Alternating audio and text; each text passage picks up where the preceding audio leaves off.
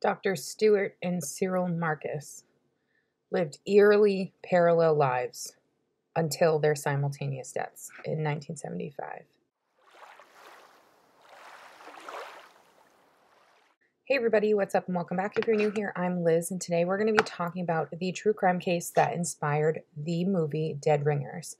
Now, if you've ever heard of the movie Dead Ringers, that came out in 1988, and there was a book that was released called Twins, and then Dead Ringers. That came out in 1977, so about 11 years prior to that. And David Cronenberg basically took the true story of Cyril and Stewart Marcus and kind of took bits and pieces from Twins, Dead Ringers, and put it into his own movie. Yeah, because it's quite interesting. So, who are Stewart and Cyril Marcus? They were twin brothers that were born on June 2nd of 1930, and they grew up to become very well-known gynecologists and working in obstetrics at New York hospitals and Cornell University Medical College. Now, they are a very interesting pair. And the reason why I say they're interesting is because of the manner that they died. So, they're not necessarily the ones that caused the murder, but they're the ones that died. So, Cyril and Stewart were very, clean-cut, very dress preppy, very, organized people, but they didn't associate with others other than themselves. There were people that they went to school with that said that basically one couldn't do a thing without the other one, and they would only talk to each other. They wouldn't talk to their class like anybody else in their school. They were always together. Always together.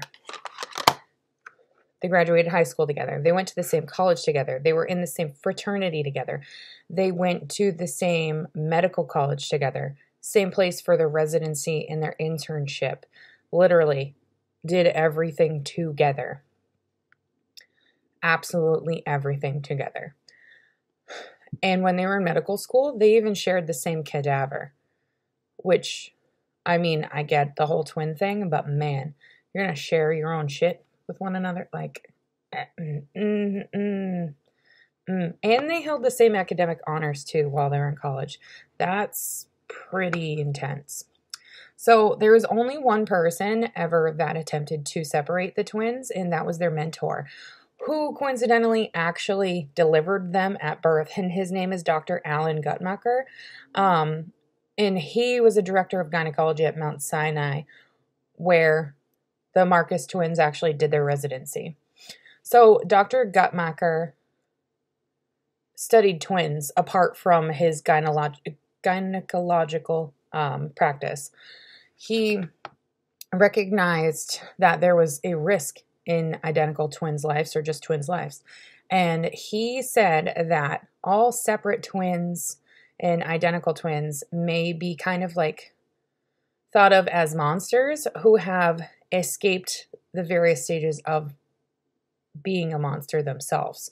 And those monsters in particular are able to escape a conjoinment that is physical, but they always have to be constantly on guard against slipping back into that person they were as a monster. And that would be done through a psychic conjoinment instead of a physical one. So he intentionally separated them. So Stewart went to Stanford University in California, and Cyril was at New York's Joint Diseases Hospital.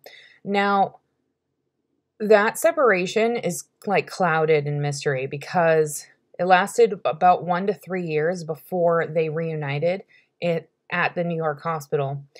And nobody can, corroborate Stewart's whereabouts after he left Stanford University for a year.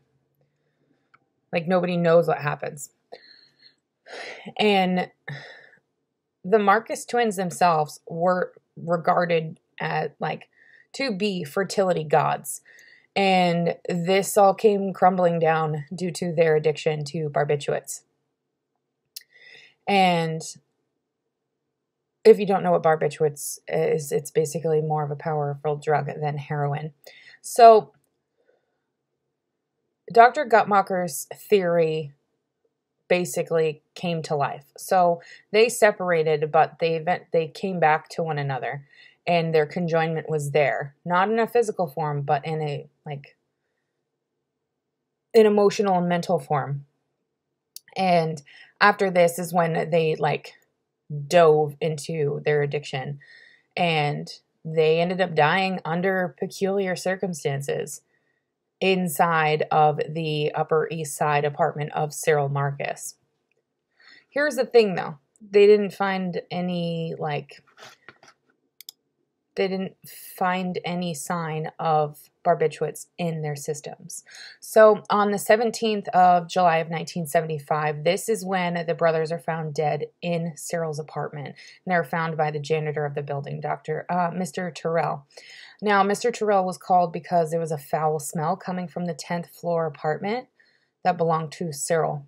So when he opened the door, he ended up finding them, and also finding an armchair that was covered in human excrement. Yeah, just covered in human excrement. Which, I mean, I guess can happen if you're dying and then obviously your body gives out. You can't, you know what I mean? I can understand that. So, and the way that they were found was really strange. So, Cyril was laying face down on a bed, and he was wearing a pair of shorts. Now, Stewart was found in a completely other room near an identical bed matching the one that Cyril was found on. Now, Stewart was laying face up and completely naked, and he was on the floor. So, when the police came and they talked to Mr. Tyrrell, he said that the place was completely disheveled. There was money everywhere in the apartment. But apparently that's kind of incorrect. There was only $22 that was scattered around, and there was no sign of a struggle. And like I said, there was an armchair that was covered in human excrement. But there's conflicting reports whether or not it was both of the brothers that lived there. But the doorman of the building stated that it was only Cyril's place, and he was the only one that lived there. So they were in their mid-40s. The medical examiner said that very roughly he believed that Stewart had been dead for about 4 days. So that brings his time of death back to July 13th. No, July 15th, sorry.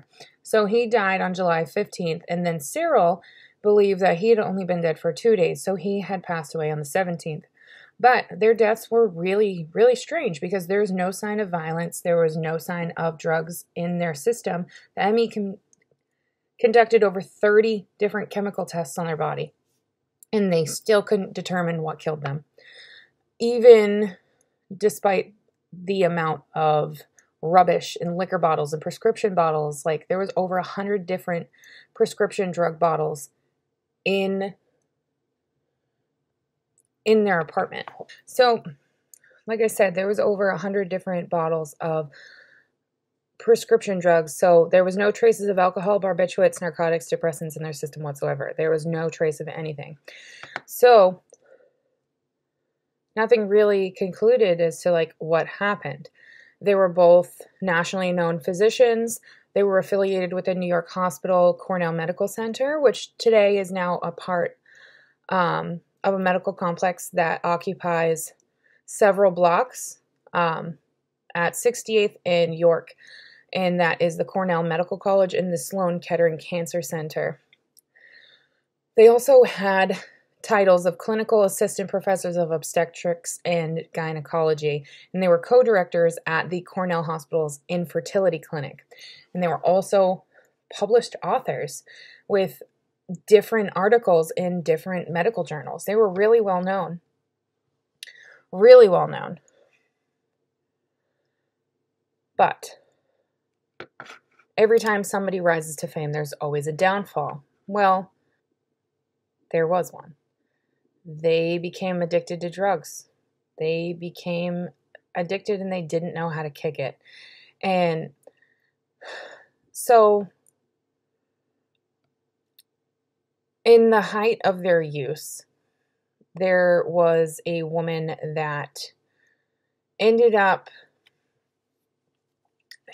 basically finally being heard. And there were many other people that finally came forward about different things that they had endured while working with Cyril and Stewart Marcus. So there was reports about them performing surgery under the influence of barbiturates, speaking in highly inappropriate conversations with their patients, having verbal tantrums, and verbally harassing patients, refusing to cooperate with paperwork. They hated paperwork, especially insurance paperwork. And they were like, their sharp decline of professionalism really is what tanked their practice. So there were also instances where one would literally just stop an examination, get up and leave the room, and then the other one would come in and finish the examination. Like, I'm sorry, you have a person that's working with one doctor. They don't want your twin to come in and finish the job.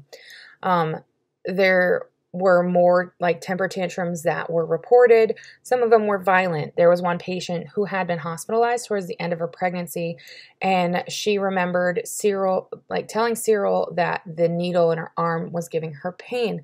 He then picked up the bottle of IV fluid and slammed it on the tray. There was another patient that disobeyed his orders, and that patient got out of bed and subsequently suffered a miscarriage. And he then verbally berated that woman in such a vengeful way, like, because you got out of bed, you killed your own child. Like, he was very off balance. He was like, he couldn't handle himself. There is another instance where Cyril is performing an exorcism, a circumcision, while he's under the influence, and he was very off balance. He was very like weird.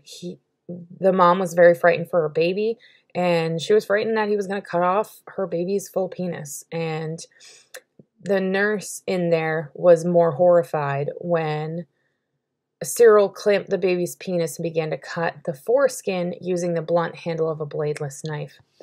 Like, if that right there doesn't say that he's under the influence, I don't know what does. And of course, the thing with the insurance and forms and stuff like that, they hated signing them. And whenever they refused to sign and say, oh, they'll go in the mail, but nothing ever arrived in the mail. They claimed that the post office lost them or that their mailbox must have caught on fire. So when they worked at New York Hospital, Dr. Fouche is their department chair. And he tolerated them to a point. And he took his time addressing the ridiculous amount of evidence against Cyril and Stewart. And he believed that they were not fit to practice medicine anymore. And he noticed the deterioration of their private practice. So it took years for one person in particular, a very persistent form seeker patient, to get listened to about her frustrations with them. And this breakthrough went through the Department of Professional Conduct, and it led to the New York County Medical Society Board of Censors. And this got Dr. Fouche's attention like hardcore. He then gave the Marcus twins 3 choices.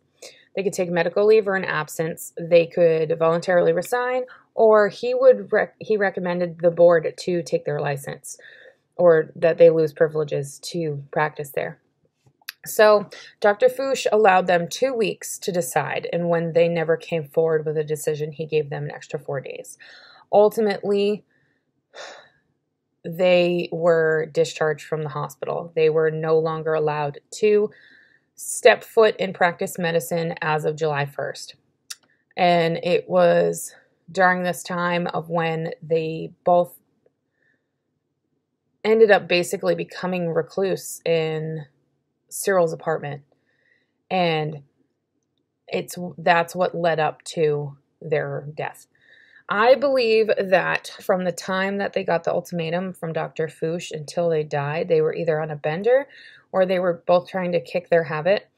And it is not uncommon for a person to die because of a narcotics withdrawal. It's not uncommon. It would be the same thing with alcoholism. It is not uncommon because, I mean, your body can react in such a way that can hurt you. It seriously can hurt you. I will say, though, this case in particular is what helped